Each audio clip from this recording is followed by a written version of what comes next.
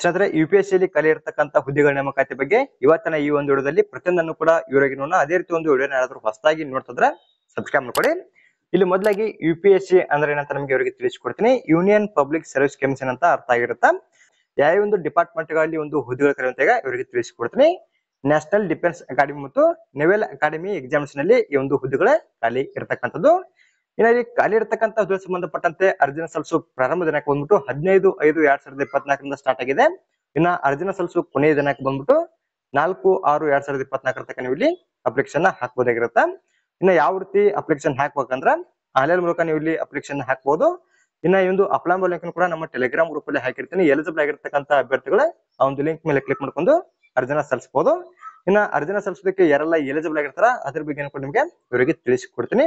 ಇಲ್ಲಿ ಡೈರೆಕ್ಟ್ ಆಗಿ ವೇಕೆನ್ಸಿಗಳ ಬಗ್ಗೆ ನೋಡ್ತಾ ಹೋಗೋಣ. ಯಾವ ರೀತಿ ವೇಕೆನ್ಸಿಗಳಿವೆ ಅಂತ ಅಲ್ಲಿ ಕೆಳಗಡೆಯವರು ಅದ್ರ ಬಗ್ಗೆ ಕೊಟ್ಟಿದ್ದಾರೆ. ಇಲ್ಲಿ ಮೊದಲಾಗಿ ನ್ಯಾಷನಲ್ ಡಿಫೆನ್ಸ್ ಅಕಾಡೆಮಿಲಿ ಬರ್ತಕ್ಕಂಥ ಆರ್ಮಿ, ನೇವಿ ಮತ್ತು ಏರ್ಫೋರ್ಸ್ ಅಲ್ಲಿ ಖಾಲಿರ್ತಕ್ಕಂಥ ಹುದ್ದೆಗಳ ಸಂಖ್ಯೆನ ಅವರು ಕೊಟ್ಟಿರ್ತಕ್ಕಂಥದ್ದು. ಇಲ್ಲಿ ಆರ್ಮಿಯಲ್ಲಿ ಟೋಟಲ್ ಆಗಿ 208 ಹುದ್ದೆಗಳು ಖಾಲಿವೆ, ಇನ್ಕ್ಲೂಡಿಂಗ್ 10 ಫಾರ್ ಫಿಮೇಲ್ ಕ್ಯಾಂಡಿಡೇಟ್ಸ್ ಅಂತ ಕೊಡಿದ್ರೆ. ಇಲ್ಲಿ 208 ಹುದ್ದೆಗಳಲ್ಲಿ 10 ಹುದ್ದೆಗಳು ಬಂದ್ಬಿಟ್ಟು ಮಹಿಳಾ ಅಭ್ಯರ್ಥಿ ಸಂಬಂಧಪಟ್ಟಂತೆ ಇಲ್ಲಿ ಖಾಲಿ ಇರ್ತಕ್ಕಂಥದ್ದು. ಇನ್ನು ನೇವಿಯಲ್ಲಿ 42 ಹುದ್ದೆಗಳು ಟೋಟಲ್ ಆಗಿ ಖಾಲಿ ಇವೆ. ಇದರಲ್ಲಿ 6 ಹುದ್ದೆಗಳು ಬಂದ್ಬಿಟ್ಟು ಮಹಿಳಾ ಅಭ್ಯರ್ಥಿಗಳಿಗೆ ಖಾಲಿ ಇದೆ. ಇನ್ನ ಏರ್ಫೋರ್ಸ್ ಅಲ್ಲಿ ಟೋಟಲ್ ಆಗಿ ಇಲ್ಲಿ ಇದರಲ್ಲಿ ಬ್ರಾಂಚ್ ಗಳನ್ನ ಕೊಟ್ಟಿರ್ತಾರ. ಫ್ಲೈಯಿಂಗ್ ಬ್ರಾಂಚ್ ಅಲ್ಲಿ ಟೋಟಲ್ ಆಗಿ 92, ಇಲ್ಲಿ 92 ಹುದ್ದೆಗಳಲ್ಲಿ 2 ಹುದ್ದೆಗಳು ಬಂದ್ಬಿಟ್ಟು ಮಹಿಳಾ ಅಭ್ಯರ್ಥಿ ಸಂಬಂಧಪಟ್ಟಂತೆ ಖಾಲಿ ಇವೆ. ಇನ್ನ ಗ್ರೌಂಡ್ ಡ್ಯೂಟೀಸ್ ಅಲ್ಲಿ ಟೋಟಲ್ ಆಗಿ ಇಲ್ಲಿ 18 ಹುದ್ದೆಗಳು ಖಾಲಿ ಇವೆ. ಇದರಲ್ಲಿ 2 ಹುದ್ದೆಗಳು ಬಂದ್ಬಿಟ್ಟು ಮಹಿಳಾ ಅಭ್ಯರ್ಥಿ ಸಂಬಂಧಪಟ್ಟಂತೆ ಖಾಲಿ ಇದಾವ. ಇನ್ನ ಗ್ರೌಂಡ್ ಡ್ಯೂಟೀಸ್ ಇದು ನಾನ್ ಟೆಕ್ನಿಕಲ್, ಇದ್ರ ಮೇಲೆ ಹಿಡಿದು ಟೆಕ್ನಿಕಲ್ ಆಗಿರುತ್ತೆ. ಇಲ್ಲಿ ನೋಡಿ ನೀವು ಇಲ್ಲಿ ಟೋಟಲ್ ಆಗಿ 10 ಹುದ್ದೆಗಳು ಖಾಲಿವೆ. ಇದರಲ್ಲಿ 2 ಹುದ್ದೆಗಳು ಬಂದ್ಬಿಟ್ಟು ಮಹಿಳಾ ಅಭ್ಯರ್ಥಿ ಸಂಬಂಧಪಟ್ಟಂತೆ ಇಲ್ಲಿ ಖಾಲಿ ಇರತಕ್ಕಂಥದ್ದು.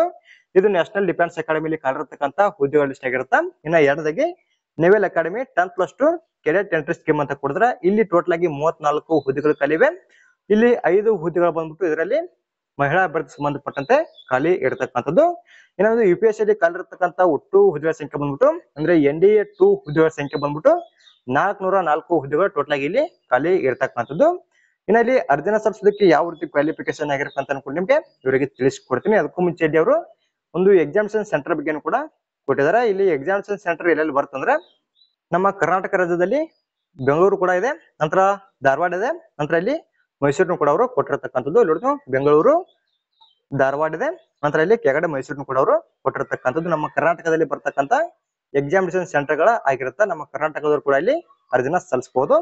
ಇನ್ನು ಕ್ವಾಲಿಫಿಕೇಶನ್ ಬಗ್ಗೆ ಕೂಡ ನಿಮ್ಗೆ ಇವರಿಗೆ ತಿಳಿಸಿಕೊಡ್ತೀನಿ.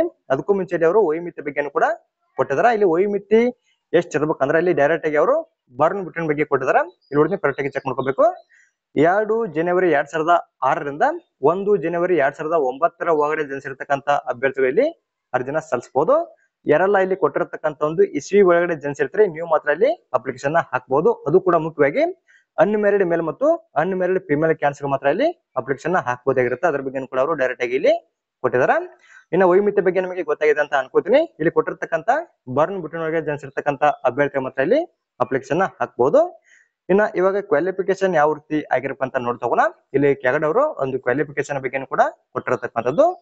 ಇಲ್ಲಿ ಮೊದಲಾಗಿ army wing of national defence ಅಕಾಡೆಮಿಯಲ್ಲಿ ಇಲ್ಲಿ ಯಾವ ರೀತಿ ಕ್ವಾಲಿಫಿಕೇಶನ್ ಆಗಿರ್ಬೇಕಂದ್ರೆ ಅರ್ಜಿನ ಸಲ್ಲಿಸೋದಕ್ಕೆ ಇಲ್ಲಿ PUC ಪಾಸ್ ಆಗಿರ್ತಕ್ಕಂಥ ಅಭ್ಯರ್ಥಿಗಳ ಅರ್ಜಿನ ಸಲ್ಲಿಸಬಹುದು. ಇನ್ನ ಎರಡದಾಗಿ air force and naval wings of national defence academy ಮತ್ತು 10+2 ಕೆಡೆಟ್ ಎಂಟ್ರಿ ಸ್ಕೀಮ್ ನೆವಲ್ ಅಕಾಡೆಮಿಯಲ್ಲಿ ಇಲ್ಲಿ ಯಾವ ರೀತಿ ಕ್ವಾಲಿಫಿಕೇಶನ್ ಆಗಿರಪ್ಪ ಅಂದ್ರೆ ಅರ್ಜಿನ ಸಲ್ಲಿಸೋದಕ್ಕೆ ಇಲ್ಲೂ ಕೂಡ PUC ಪಾಸ್ ಆಗಿರ್ತಕ್ಕಂಥವ್ರು ಅಪ್ಲಿಕೇಶನ್ ಹಾಕಬಹುದು.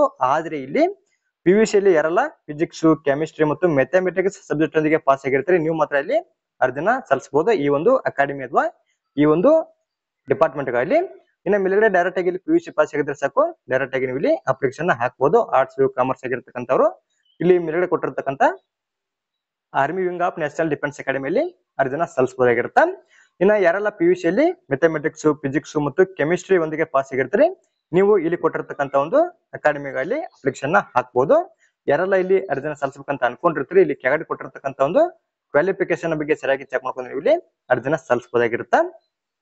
ಇವಾಗ ಇಲ್ಲಿ ಅಪ್ಲಿಕೇಶನ್ ಫೀ ಬಗ್ಗೆ ನೋಡ್ತಾ ಹೋಗೋಣ. ಯಾವ ರೀತಿ ಅಪ್ಲಿಕೇಶನ್ ಫೀ ಇರ್ತಂದ್ರೆ ಇಲ್ಲಿ ಟೋಟಲ್ ಆಗಿ 100 ರೂಪಾಯಿ ಅಪ್ಲಿಕೇಶನ್ ಫೀ ಇರುತ್ತೆ. ಇನ್ನು 100 ರೂಪಾಯಿ ಅಪ್ಲಿಕೇಶನ್ ಫೀ ಇಲ್ಲಿ ಯಾರಿಗೆಲ್ಲ ಇರಲ್ಲ SC, ST ಮತ್ತು ಮಹಿಳಾ ಅಭ್ಯರ್ಥಿ ಸಂಬಂಧಪಟ್ಟಂತೆ ಇಲ್ಲಿ ಯಾವುದೇ ರೀತಿಯಾದಂತ ಒಂದು ಅಪ್ಲಿಕೇಶನ್ ಫೀ ಇರಂಗಿಲ್ಲ. ಇಲ್ಲಿ ಕೊಟ್ಟಿರ್ತಕ್ಕಂಥ ಅಭ್ಯರ್ಥಿಗಳನ್ನ ಬಿಟ್ಟು ಮಿಕ್ಕಿದ ಎಲ್ಲಾ ಅಭ್ಯರ್ಥಿ ಸಂಬಂಧಪಟ್ಟಂತೆ 100 ರೂಪಾಯಿ ಅಪ್ಲಿಕೇಶನ್ ಫೀ ಇರುತ್ತೆ. ಒಂದು 100 ರೂಪಾಯಿ ಅಪ್ಲಿಕೇಶನ್ ಫೀ ನೀವು ಇಲ್ಲಿ ಆನ್ಲೈನ್ ಮೂಲಕ ಅರ್ಜಿನ ಸಲ್ಲಿಸುವಾಗಲೇ ಪೇ ಮಾಡಬೇಕಾಗತ್ತ. ಇನ್ನೊಂದು ಪೇಮೆಂಟ್ ಅನ್ನ ಮಾಡೋ ಕೊನೆಯ ದಿನಾಂಕನು ಕೂಡ 4/6/2024 ತನಕ ನಿಮ್ಗೆ ಟೈಮಿಂಗ್ ಇರುತ್ತಾ. ಆ ಒಂದು ಟೈಮಿಂಗ್ ನ ಒಳಗಡೆಗೆ ಅರ್ಜಿನ ಸಲ್ಲಿಸಿ ಒಂದು ಪೇಮೆಂಟ್ ಕೂಡ ನೀವು ಇಲ್ಲಿ ಮಾಡಬೇಕಾಗತ್ತಾ. ನಂತರ ಇವಾಗ ಇಲ್ಲಿ ಆಯ್ಕೆ ವಿಧಾನದ ಬಗ್ಗೆ ನೋಡ್ತಾ ಹೋಗೋಣ. ಯಾವ ರೀತಿ ಆಯ್ಕೆಯನ್ನ ಮಾಡ್ಕೊತಾರ ಅಂದ್ರೆ ಇಲ್ಲಿ ಮೊದಲದಾಗಿ ಎಕ್ಸಾಮ್ ಇರುತ್ತಾ, ರಿಟರ್ನ್ ಎಕ್ಸಾಮಿನೇಷನ್ ಇರುತ್ತಾ. ಇಂದು ರಿಟರ್ನ್ ಎಕ್ಸಾಮಿನೇಷನ್ ಗೆ ಬರ್ತಕ್ಕಂತ ಸಬ್ಜೆಕ್ಟ್ ಗಳು ಯಾವ ಇರ್ತಿವೆ ಅಂತ ಇಲ್ಲಿ ಕೆಳಗಡೆ ಅವರು ಕೊಟ್ಟಿರ್ತಕ್ಕಂಥದ್ದು, ಅದರ ಬಗ್ಗೆ ನೋಡ್ತಾ ಹೋಗೋಣ. ಇಲ್ಲಿ ಮೆಥಮೆಟಿಕ್ಸ್ ಅಂತ ಒಂದು ಸಬ್ಜೆಕ್ಟ್ ಇರುತ್ತಾ. ಈ ಒಂದು ಸಬ್ಜೆಕ್ಟ್ ಗೆ ಸಂಬಂಧಪಟ್ಟಂತೆ ಟೋಟಲ್ ಆಗಿ 300 ಮಾರ್ಕ್ಸ್ ಗೆ ಒಂದು ಎಕ್ಸಾಮ್ ಅನ್ನ ಬರೀಬೇಕು. ಒಂದು ಎಕ್ಸಾಮ್ ಅನ್ನ ಬರೋದಕ್ಕೆ ಕಾಲಾವಕಾಶ ಬಂದ್ಬಿಟ್ಟು 2.5 ಗಂಟೆ ನಿಮಗೆ ಇಲ್ಲಿ ಕಾಲಾವಕಾಶ ಇರುತ್ತಾ. ಇನ್ನ ಎರಡನೇದಾಗಿ ಜನರಲ್ ಎಬಿಲಿಟಿ ಟೆಸ್ಟ್ ಅಂತ ಇರುತ್ತಾ. ಈ ಒಂದು ಸಬ್ಜೆಕ್ಟ್ ಗೆ ಸಂಬಂಧಪಟ್ಟಂತೆ 600 ಮಾರ್ಕ್ಸ್ ಗೆ ಒಂದು ಎಕ್ಸಾಮ್ ಅನ್ನ ಬರೀಬೇಕು. ಈ ಒಂದು ಎಕ್ಸಾಮ್ ಅನ್ನ ಬರೋದಕ್ಕೆ ಕಾಲಾವಕಾಶ ಬಂದ್ಬಿಟ್ಟು 2.5 ಗಂಟೆ ನಿಮಗೆ ಇಲ್ಲಿ ಕಾಲಾವಕಾಶ ಕೂಡ ಇರತಕ್ಕಂಥದ್ದು. ಇನ್ನೊಂದು SSB ಟೆಸ್ಟ್ ಅಥವಾ ಇಂಟರ್ವ್ಯೂ ಅನ್ನ ಟೋಟಲ್ ಆಗಿ ಅವರು 900 ಮಾರ್ಕ್ಸ್ ಗೆ ಇಲ್ಲಿ ತಗೊಳ್ಳುವಂತದ್ದು. ಅಂದ್ರೆ ಒಂದು 2 ಸಬ್ಜೆಕ್ಟ್ ಅನ್ನ ಸೇರಿಸಿ 900 ಮಾರ್ಕ್ಸ್ ಗೆ ಒಂದು ಎಕ್ಸಾಮ್ ಅನ್ನು ನೀವು ಇಲ್ಲಿ ಬರೀಬೇಕಾಗತ್ತಾ. ಇನ್ನೊಂದು ಎಕ್ಸಾಮ್ ಗೆ ಬರ್ತಕ್ಕಂತ ಒಂದು ಸಿಲೆಬಸ್ ಬಗ್ಗೆ ಕೂಡ ನೀವು ಇಲ್ಲಿ ಸರಿಯಾಗಿ ಚೆಕ್ ಮಾಡ್ಕೋಬೇಕು. ಇಲ್ಲಿ ಕೆಳಗಡೆ ಅವರು ಅದರ ಬಗ್ಗೆ ಕೂಡ ಇನ್ನಷ್ಟು ಇವರಿಗೆ ಯಾವ ರೀತಿ ಒಂದು ಸಿಲೆಬಸ್ ಬರುತ್ತೆ ಮತ್ತೆ ಯಾವ ಒಂದು ಚಾಪ್ಟರ್ ಬಗ್ಗೆ ನೀವು ನೋಡ್ಕೋಬೇಕಂತ ಹೇಳಿ ಕೆಳಗಡೆ ಅವರು ಅದ್ರ ಬಗ್ಗೆ ಇನ್ನಷ್ಟು ಇವರಿಗೆ ಕೂಡ ಇಲ್ಲಿ ಕೊಡಿದ್ರೆ ಯಾರೆಲ್ಲ ಅರ್ಜಿನ ಸಲ್ಲಿಸಬೇಕಂತ ಅನ್ಕೊಂಡಿರ್ತೀರಿ ಇಲ್ಲಿ ಕೆಳಗಡೆ ಕೊಟ್ಟಿರ್ತಕ್ಕಂಥ ಒಂದು ಎಕ್ಸಾಮ್ಸ್ ಸಿಲೆಬಸ್ ಬಗ್ಗೆ ಕೂಡ ನೀವು ಸರಿಯಾಗಿ ಚೆಕ್ ಮಾಡ್ಕೋಬೇಕು. ಇದು ಪಾರ್ಟ್ 2 ಬಗ್ಗೆ ಕೂಡ ಇಲ್ಲಿ ಕೆಳಗಡೆ ಅವರು ಕೊಟ್ಟಿದ್ರೆ ಇಲ್ಲಿ ಕೂಡ ನೀವು ಕರೆಕ್ಟ್ ಆಗಿ ಚೆಕ್ ಮಾಡ್ಕೊಳ್ಳಿ. ಅದೇ ರೀತಿಯಲ್ಲಿ NDA 2 ಅಲ್ಲಿ ಯಾರೆಲ್ಲ ಅರ್ಜಿನ ಸಲ್ಲಿಸಬೇಕಂತ ಅನ್ಕೊಂಡಿರ್ತೀರಿ ಈ ಒಂದು ನೋಟಿಫಿಕೇಶನ್ ಅಲ್ಲಿ ಕೊಟ್ಟಿರ್ತಕ್ಕಂಥ ಪ್ರತಿಯೊಂದು ಮಾಹಿತಿನೂ ಕೂಡ ಸರಿಯಾಗಿ ಚೆಕ್ ಮಾಡ್ಕೊಂಡು ನೀವು ಇಲ್ಲಿ ಅರ್ಜಿನ ಸಲ್ಲಿಸಬೇಕಾಗತ್ತಾ. ಇನ್ನೊಂದು ನೋಟಿಫಿಕೇಶನ್ ಆಗಿರ್ಲಿ ಮತ್ತೆ ಒಂದು ಅಪ್ಲೈ ಮೂಲಕ ಎರಡನ್ನು ಕೂಡ ನಮ್ಮ ಟೆಲಿಗ್ರಾಮ್ ಗ್ರೂಪ್ ಅಲ್ಲಿ ಹಾಕಿರ್ತೀನಿ. ಎಲಿಜಿಬಲ್ ಆಗಿರ್ತಕ್ಕಂಥ ಅಭ್ಯರ್ಥಿಗಳ ಒಂದು ಲಿಂಕ್ ಮೇಲೆ ಕ್ಲಿಕ್ ಮಾಡ್ಕೊಂಡು ಅರ್ಜಿನ ಸಲ್ಲಿಸಬಹುದು. ಯಾರೆಲ್ಲ ಎಲಿಜಿಬಲ್ ಆಗಿರ್ತಾರ ಕ್ವಾಲಿಫಿಕೇಶನ್ ವೈಮಿತಿ ಬಗ್ಗೆ ನಿಮಗೆ ಸಂಪೂರ್ಣವಾಗಿ ಇವರಿಗೆ ತಿಳಿಸಿಕೊಡ್ತೀನಿ. ಇನ್ನೂ ಕೂಡ ನಿಮಗೆ ಡೌಟ್ ಇದ್ರೆ ಕಮೆಂಟ್ ಮಾಡಿ, ಅದರ ಬಗ್ಗೆ ಕೂಡ ಇವರಿಗೆ ತಿಳಿಸಿಕೊಡ್ತೀನಿ. ಇನ್ನು ಇಲ್ಲಿ ಕಾಲಿರ್ತಕ್ಕಂಥದ್ದು ಸಂಬಂಧಪಟ್ಟಂತೆ ಅರ್ಜಿನ ಸಲ್ಲಿಸು ಕೊನೆಯ ದಿನಾಂಕ ಬಂದ್ಬಿಟ್ಟು 4/6/2024 ತನಕ ಕಾಲಾವಕಾಶ ಇರುತ್ತಾ. ಈ ಒಂದು ದಿನಾಂಕದ ಒಳಗಡೆ ನೀವು ಇಲ್ಲಿ ಅರ್ಜಿನ ಸಲ್ಲಿಸಬಹುದು. ಅದೇ ರೀತಿ ಒಂದು ಮಾಹಿತಿ ನಿಮಗೆ ಇಷ್ಟವಾದಲ್ಲಿ ನಮ್ಮ ಚಾನಲ್ ಸಬ್ಸ್ಕ್ರೈಬ್ ಕೂಡ ಲೈಕ್ ಮಾಡ್ರಿ, ನಿಮ್ಮ ಸ್ನೇಹಿತರು ಕೂಡ ಶೇರ್ ಮಾಡಿ, ಅವರು ಕೂಡ ಇಲ್ಲಿ ಕಾಲಿರ್ತಕ್ಕಂಥದ್ದು ಸಂಬಂಧಪಟ್ಟಂತೆ ಅರ್ಜಿನ ಸಲ್ಲಿಸಲಿ. ಅದೇ ರೀತಿ ಮತ್ತೆ ಮುಂದಿನ ವಿಡಿಯೋದಲ್ಲಿ ಭೇಟಿ ಆಗೋಣ. Thanks for watching.